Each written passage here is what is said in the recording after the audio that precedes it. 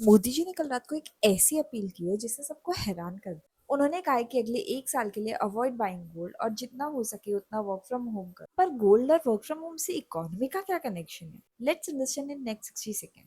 India अपनी जरूरत का 80% प्लस क्रूड और 90% प्लस गोल्ड इंपोर्ट करता है और इन इंपोर्ट्स की पेमेंट यूएस डॉलर में होती है। अब प्रॉब्लम यह है कि ईरान इसराइल और यूएस की वॉर की वजह से crude oil prices are up more than 40% और इसकी वजह से इंडिया का इंपोर्ट बिल बहुत ज्यादा इंक्रीज हो गया है। और तो और लास्ट 1 साल में गोल्ड इंपोर्ट्स भी 24% इंक्रीज हुए हैं despite increase in the gold prices.